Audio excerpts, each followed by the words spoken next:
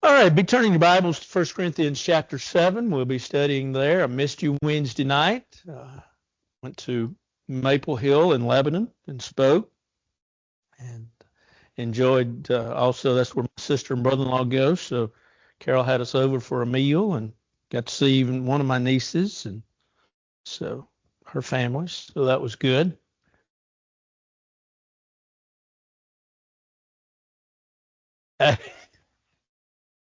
Oh, wait a minute. I heard the tape. I'm sorry. You recorded. I heard it. It was excellent lesson. Excellent lesson. I've even talked to him. Um, I had him come. He had to come to the house Friday night, but got that fixed. It's all good. So everything's taken care of. So we appreciate that. But no, he did an excellent job. And let's see. Somebody's got to speak. Not this Wednesday night, but then the next Wednesday night. No, no. Let's put it like this. I'm not listening to that recording. There was on Facebook this morning a preacher. I won't tell his name, of course. Go to Facebook, and anyway, he's retired and an acquaintance of mine, and he held up. He had a thing that said it was a man holding up just a blank sheet of paper, and he said, "These are all the verses that tell you can have a female pastor." Thought that's pretty good. But all right, she's back from her trip. Hi, Katie. How are you? You having a good summer? Good, good. Did you bring your dad back anything? See, I worried about him. Poor old dad. But anyway, well, that's good to see you. 1 Corinthians 7. 1 Corinthians 7. You know, when you begin a study, you study a book of the Bible, as a minister, you always know, you say, okay, we're going to study this book of the Bible. You always know that it's somewhere in that book, and you know where it is if you've studied it. And you go, man, there's more questions or I got more questions than I got answers. And there's things in here that I just don't, I don't really understand. Or this is just a hard section. And there are things that are hard to understand. Go back to John 6 and look at the discourse that Jesus has. And matter of fact, he talks about hard sayings. And I've toyed with the idea of having a series of lessons, maybe sometime in the future, either for Sunday morning or Sunday night Bible school, on hard sayings or difficult text. And folks have done that through the years.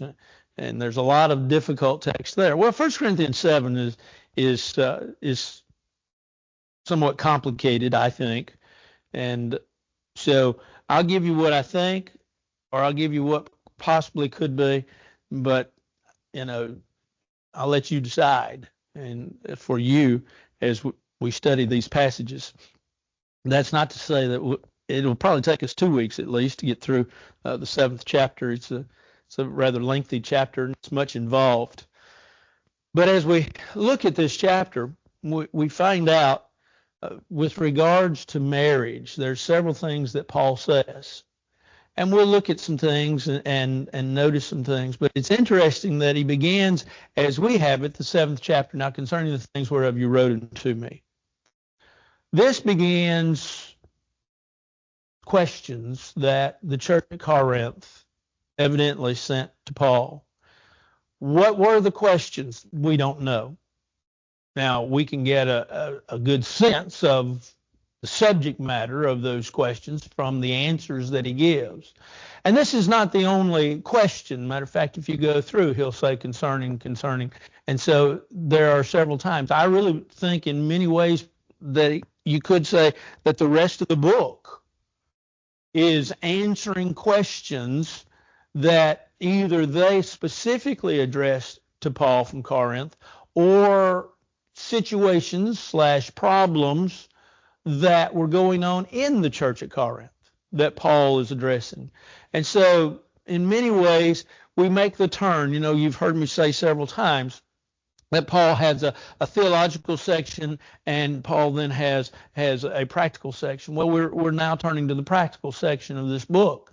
And so there's questions. What were the questions? What were the questions with regards to marriage? How far did Paul deviate? Because, you know, us preachers, once we get started, we don't know sometimes when to stop. And sometimes we begin to talk about something. Somebody asks us a question, we begin to answer that question, and then that brings on another question, at least in our own mind, to help explain what we're trying to explain. And so from that standpoint, you say, well, what exactly did the church at Corinth ask Paul with regards to marriage? Did they ask him everything that he addresses, or did they ask him more or even less? Well, we don't know those things because we don't have those questions. And that's not to say that what Paul writes is not interesting and informative. It's just simply to say that we have to kind of guess what the questions are, but in reality, the questions are not that important. It's the answers that we need to know and we need to study. But Paul's going to talk about marriage. Concerning the things you wrote to me, begin in verse 1 of 1 Corinthians 7. He said, it's good for a man not to touch a woman. The word good there is interesting. It's the idea of lawful. It can also mean profitable or well or right. For a man not to touch a woman. Now, the word touch here is hapto, which can mean to touch or to grab. But here within this context, it's talking about the sexual activity. Nevertheless, because of sexual immorality, let each man have his own wife, and let each woman have her own husband. Let the husband render to his wife the affection due her, likewise also the wife to her husband. The wife does not have authority over her own body, but the husband does, and likewise the husband does not have authority over his own body, but the wife does. Let's stop right there. The thought is not finished, but we get so far ahead, we forget what we're thinking. And so as he begins in verse 2, he talks about we need to avoid sexual immorality. God has established his standards with regards to what ultimately becomes, or what we call, sexual immorality. God established the idea of sex. Sex in and of itself is one of those things that unfortunately, if you watch TV, you get to see more and more of it, and more exposure. Sex, from the standpoint of the way God ordained it, is just that, God ordained. But it is to be had, if you will, between the husband and the wife. Marriage is honorable and all, and the bed undefiled, but whoremongers and idolaters God will judge. Hebrews 13.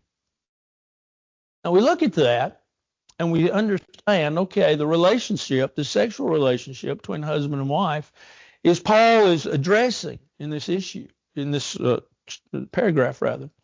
But as he addresses this issue, he says, let's understand that outside of marriage, and you say, well, where do you get that? Well, we get that from here, we get it from other passages, that the sexual act is wrong. Fornication is wrong. Fornication defined as sexual activity between two individuals that are not married to each other. And so from that definition, you say, okay, when God says flee fornication, when he says remove yourself from fornication, several different, if you will, lists found in the Bible, and fornication is among them from a standpoint of sin and to be avoided. Paul is addressing the issue of you're going to, in Corinth, you're going to avoid sexual immorality. Okay, how do we do that? Well, that's the answer. He says, notice what he says, let each man have his own wife and let each woman have her own husband. In other words, get married. Now, Paul will address the issue of whether we have to get married later on in this chapter. The answer is no, we don't have to get married. Matter of fact, Paul says it's better to remain even as I. Can we get married? Well, evidently we can. Plenty of us that are. And so Paul says here, though, he says, let each man have his own wife and let each woman have her own husband. If that is the desire, if you meet somebody that you like, well, wrong choice of words.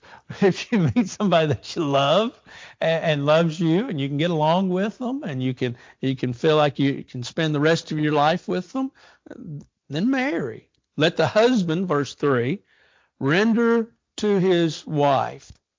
Now, it's kind of interesting the way that's translated. Notice that he says, let the wife or let the husband render. It's the idea of, it's in the present tense, it's the idea of keep on rendering. This is not a one-time act. This is not a one-time deal. This is a continuous action. Let the husband render to his wife the affection due her. Likewise, the wife to her husband. So he's limiting, Paul, is limiting the sexual, if you will, the sexual satisfaction that's found only in marriage and not outside of marriage. The wife does not have authority over her own body, but the husband does. And likewise, the husband does not have authority over his own body, but the wife does. Only the husband has the rights to his wife, and only the wife has the rights to her husband. What does that mean? I think the best way to say it is this way. If you're married, it's hands off to other individuals. No affairs is what we call them today. That it's husband and wife, solely to the husband and wife. You've committed yourself before God, and usually we always say before God, before these witnesses when we perform a wedding ceremony, but you've committed yourself to them and to them alone. And this is where we get that idea. That's what I think Paul is saying. He says the wife does not have authority over her own body, but the husband does. It's to be between husband and wife and no one else. Do not deprive one another, except it be with consent for a time, that you may give yourselves to fasting and prayer and come together again, so that Satan does not tempt you because of your lack of self-control. The relationship between the husband and wife, the sexual relationship between the husband and wife, is God ordained. The frequency with regards to that relationship, I think, is up to the couple itself. The frequency then, in this case, Paul says, is such that there may be a time in which consent is given. In other words, you sit down with your spouse and you talk about it and you say, hey, for a period of time, we're not going to be engaged in the sexual activities, but we're going to give ourselves to spiritual matters, to fasting and prayer. And so when that is done, there is, if you will, a boundaries, timelines from the standpoint of timelines and so forth, and what you do then with that time with regards to giving yourselves to the spiritual matters of fasting and prayer. But then notice what he says in verse 5. You come together again so that Satan does not tempt you because of your lack of self-control. So it's just for a period of time. Determined by the couple, of course. How long? Determined by the couple. This is something that I guess the best way for me to say it is this is something that can be done, but does not have to be done. In other words, if the couple never decides to have this period of time in which they give themselves to fasting and prayer, but from the standpoint of removal of the sexual activity between the two, then that's fine. Now, if you want to give yourself to fasting and prayer, if you will, at other times, for other reasons, okay. But that's not what he's dealing with here. He's dealing with the relationship of the husband and wife. But I say this, verse 6, as a concession, not as a commandment. See, that's what he's saying. He says, I'm giving you permission to do this, but it's not something you have to do. For I wish that all men were even as I myself. But each one has his own gift from God, one in this manner and another in that. He said, now, I wish you were all like me. It's interesting. I don't think he's talking about every little characteristic that he has, but he's just talking about his marital status. But he says, we each have our own, and that's all right. I want to get back to something in just a minute, but let's go on with the paragraph. But I say to the unmarried and to the widows, it's good for them if they remain even as I am.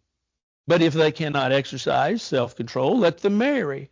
For it's better to marry than to burn with passion. New King James uses or inserts the words with passion. They're inserted. It makes sense. It finishes the thought. Sometimes in translation, when you're translating, there are times, and you try to narrow them down to almost nil or none, but there are times in which maybe a word or two must be added in order to complete the thought. And if you'll notice, it says with passion, and notice at least in most versions, most translations, that when those words are added that are not in the text, they're usually in italics. It completes the thought. It finishes the sentence for us. But those words were not in the Greek text. Nevertheless, we're not here about translations. Notice what Paul says. He says, widows, it's good if you want to remain alone. It's all right. But he says, if there's more to it, if you cannot exercise self-control, let them marry. It's better to marry than to burn with passion. We understand.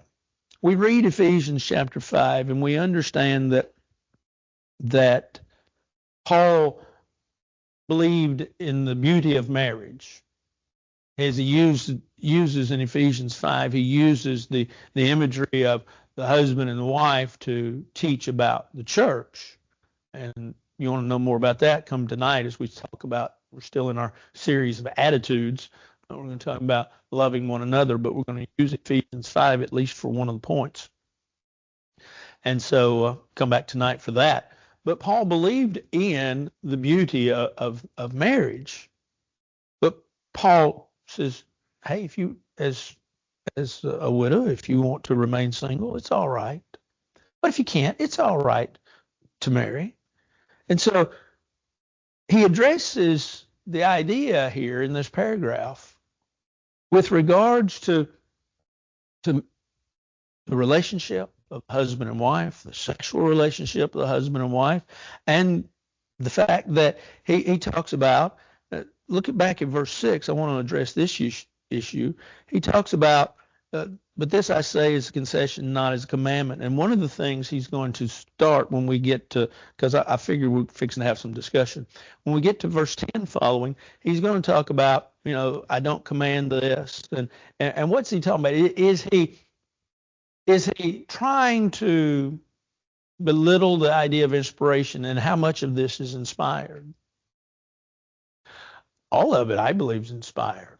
Even when Paul says, he says, when you read it, you might say, well, he's saying this is his opinion, and is his opinion inspired? Well, if you go all the way down to the 14th chapter and you find out, yeah, what he's saying here in 1 Corinthians 7 is not a suggestion. He's speaking by the command of God, but there are things within the discussion that you don't have to do. You don't have to get married. You don't have to withhold yourself for a while.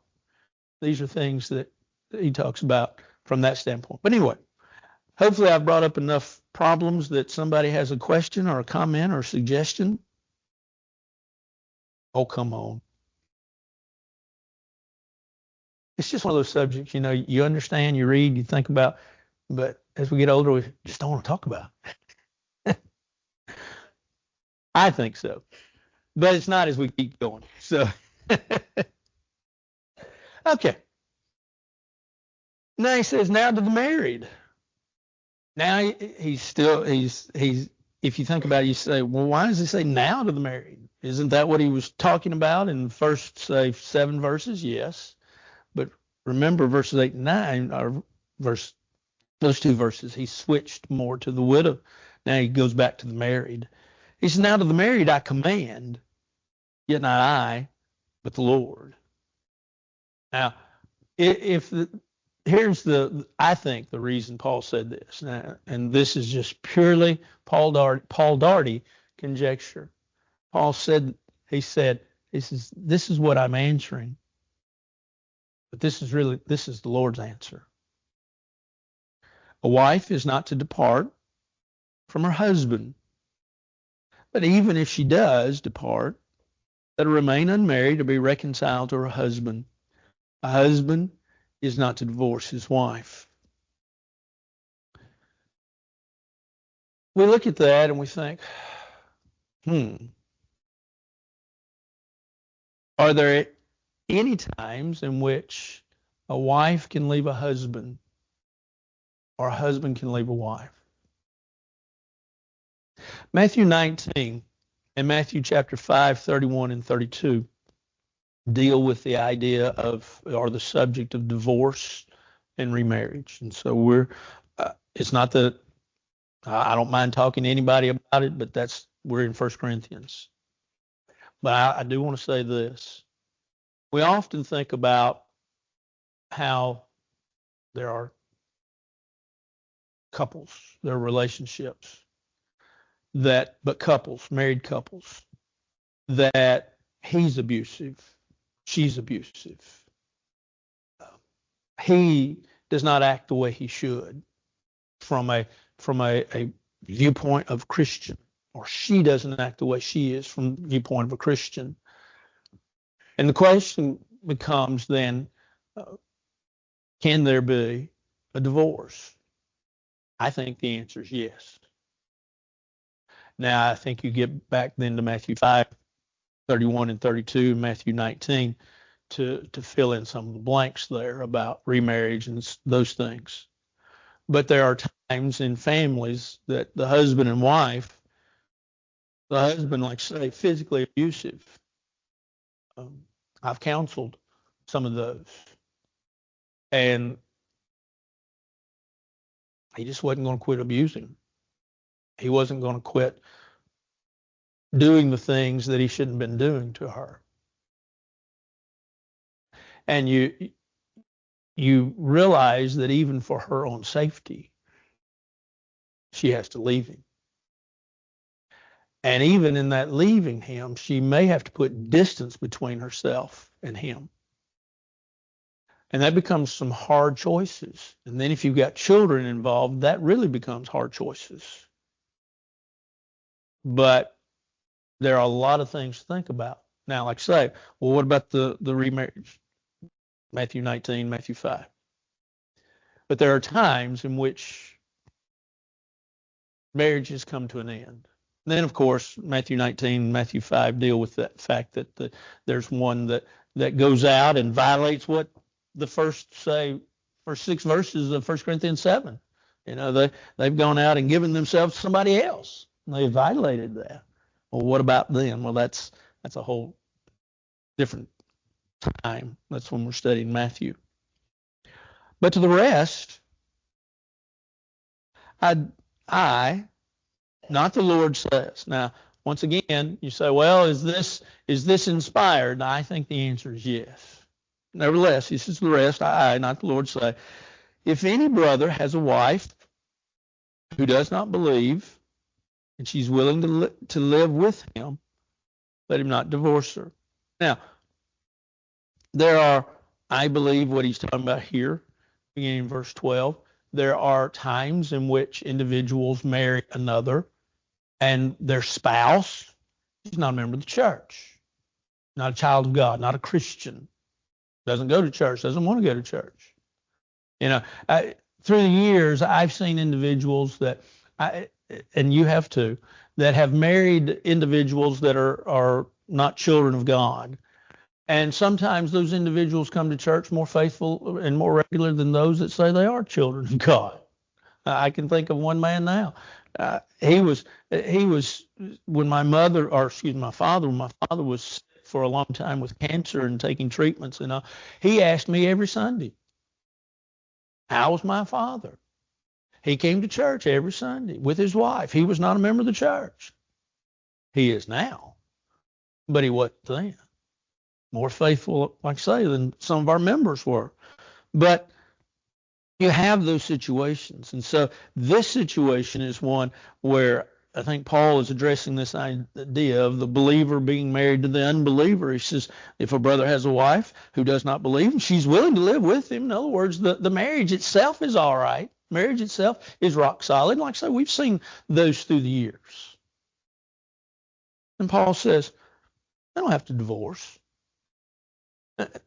There are times, I don't know, I'm trying to think if I've ever had any. I've seen that and heard it. Jerry might have, but where you have a study with a family, and say the wife says, "Yeah, I'm ready to be baptized," and the husband says, "No, I'm not ready," and doesn't.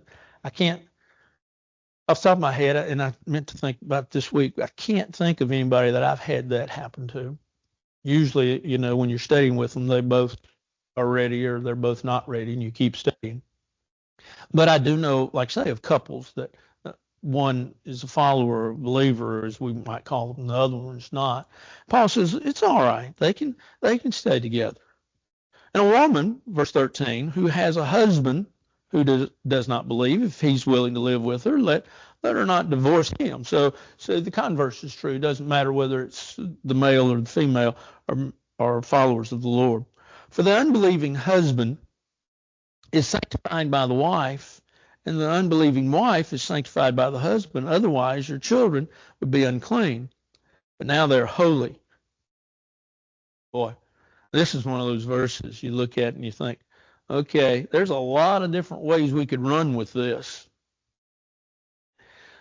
When he talks about the unbelieving husband is sanctified, he's not talking about he's saved.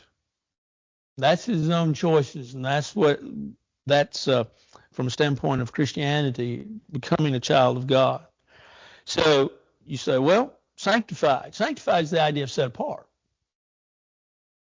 The unbelieving husband is sanctified by the wife, and the unbelieving wife is sanctified by the husband.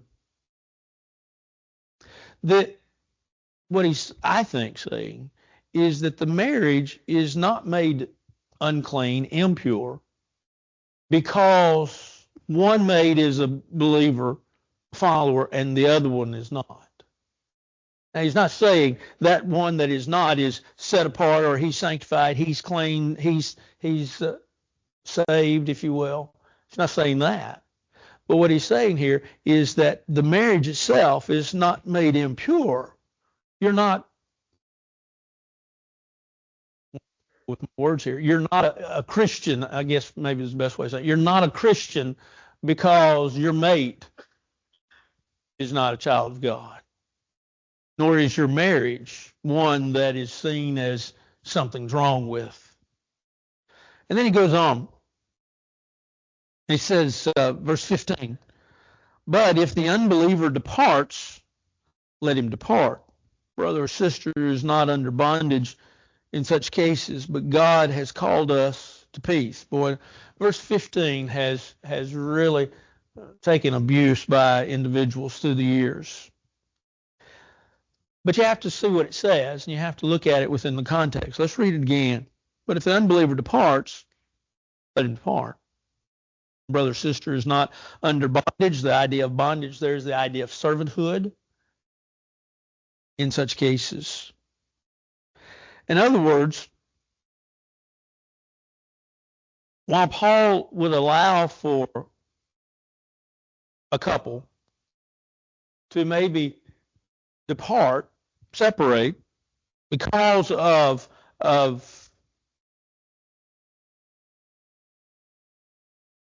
for lack of a better term, inequality or inequality, there's the word, inequality in faith. Nothing else, just inequality in faith.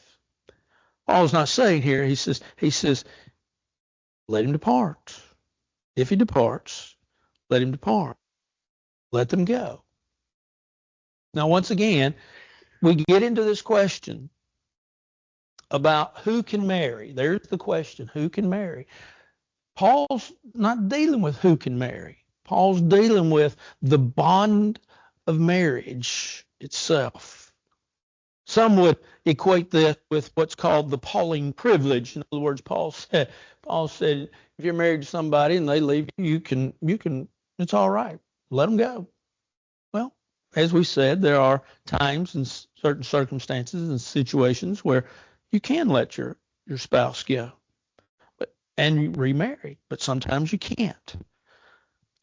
Paul is addressing the idea of ending the marriage. For, he says, verse 16, how do you know, O wife, whether you're saved or your husband? How do you know, O husband, whether you'll save your wife?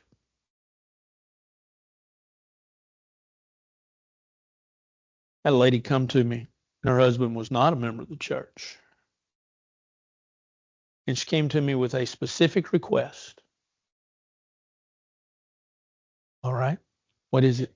Can you pray for him every day? I want nothing more than to see him become a child of God. Okay, I can do that.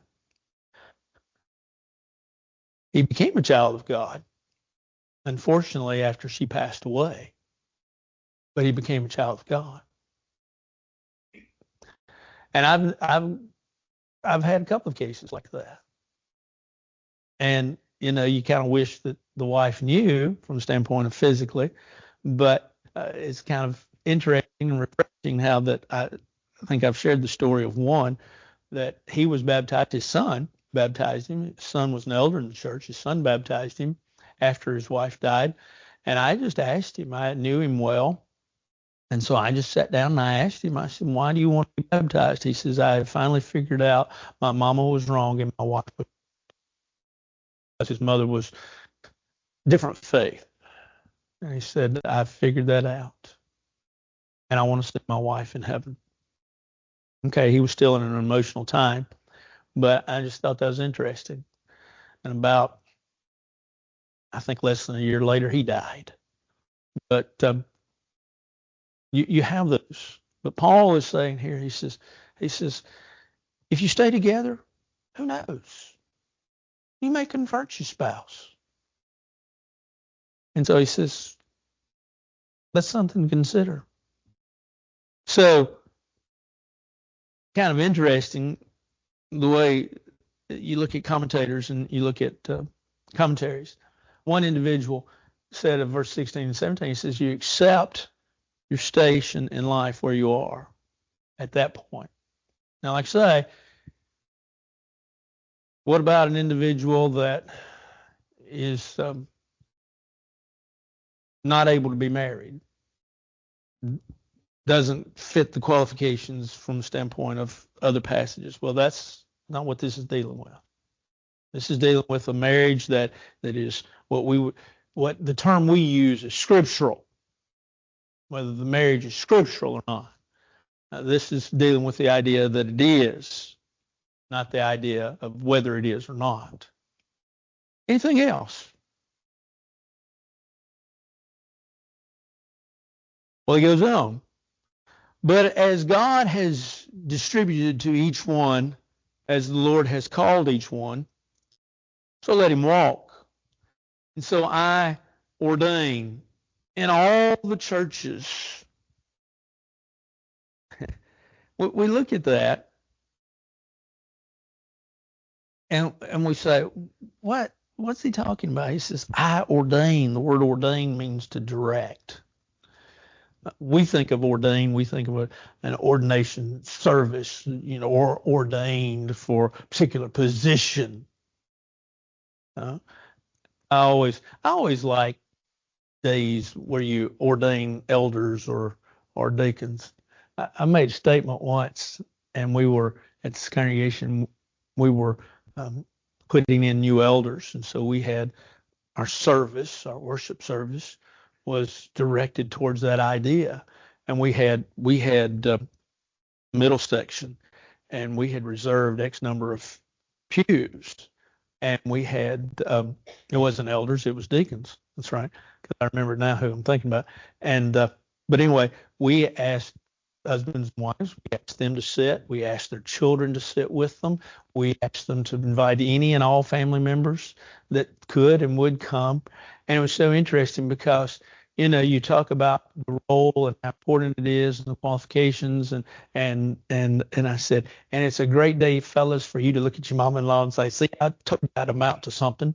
And everybody got a big kick out of that. And so we think of those things with regards to, that's ordination. But Paul just simply says here, he says, I'm directing this to all the churches. God has distributed each one. In other words, if you're in an acceptable marriage relationship, it's all right to stay there. You can continue on. Was anyone called, verse 18, while circumcised? Excuse me. Let him not become uncircumcised. Preacher, you can't do that. I know. But well, let's finish the verse. Was anyone called while uncircumcised? Let him not be circumcised. He says, okay. He says, you're going to stay in this marriage relationship. And so he's using this imagery of circumcision. And like I say, yeah, you can't do that. But verse 19 says, circumcision is nothing and uncircumcision is nothing, but keeping of the commandments of God is what matters. We're bound under the law. We're bound under the law of Christ. And we remain under that law. And so he says here, just remain. It's all right. Let each one remain in the same calling in which he was called. The only issue, if you will, with that verse that we might have difficulty with is he addressing everything? In other words, a man is a servant, a slave. In biblical times, you had them. You still, actually, in some third world countries, you still have slave owners, but slaves. Is he saying that when you become a child of God, is this one verse saying when you become a child of God, you remain as a slave? Well, within the greater context of what he's talking about, that's not what he's talking about. He's talking about marriage. Could we say then, though, that could we apply this? That, let's say, a servant becomes a child of God. Can he remain a servant? Sure. But within the context of what he's talking about marriage itself, but he continues on. He says, were you called while a slave? Called from the standpoint, called by God, be a child of God. Do not be concerned about it, but if you can be made free, rather use it. For he who is called in the Lord while a slave is the Lord's free man. Free in the Lord. Not necessarily free from the standpoint of the physical aspect. Likewise, he who is called while free is Christ's slave. You were bought with a price.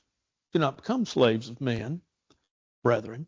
Let each one remain with God in that state in which he was called. Now, I think, verse 24, Paul is presupposing something. And what he is presupposing is the fact that the relationship is all right, that everything is as it should be, that everything is honorable. But he goes off, and in many ways, I think he wanders a little bit. I think Paul in his writings, you read his books, he wanders every once in a while. Preachers do that. They start off talking about this, and all of a sudden they wander off a little bit, and then they realize where they're going is not where they need to go, and then they get back to the point. We do that. Or that's condemnation of everybody. I do that. And so Paul says here, he kind of wanders a little bit. He says, okay, you're called while you're a slave. Don't be concerned. Don't let it trouble you. Don't let it bother you. He says, if your master will make you free, okay.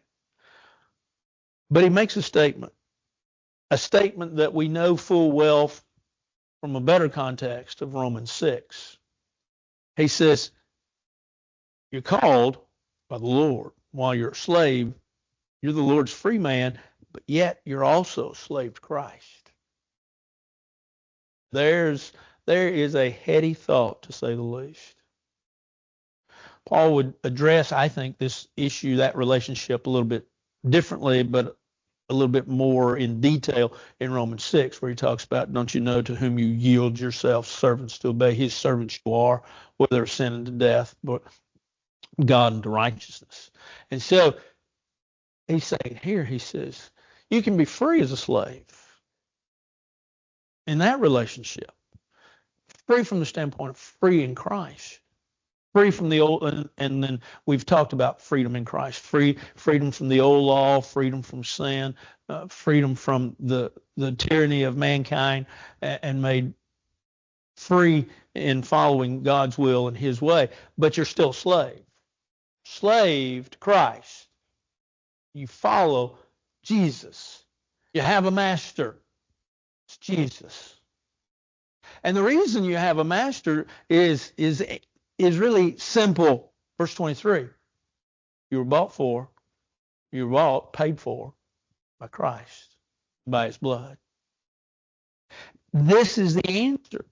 Let each one of you remain with God in that state in which he was called. Now, let's go back for a minute.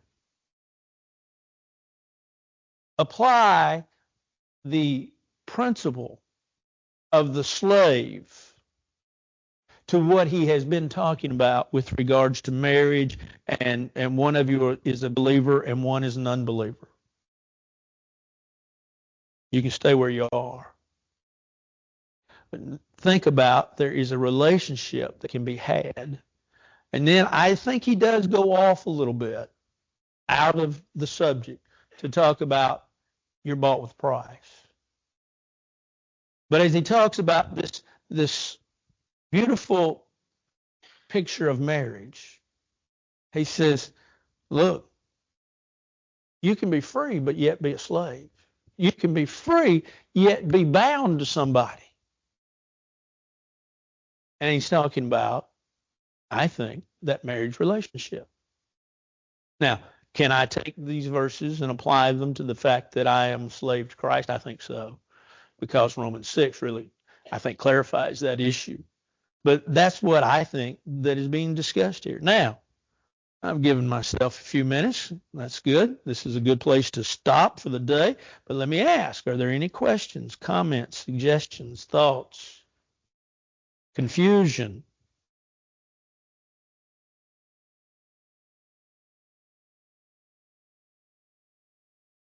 Well, it is, I think, Stephanie's right. It is in many ways straightforward, I think, these verses.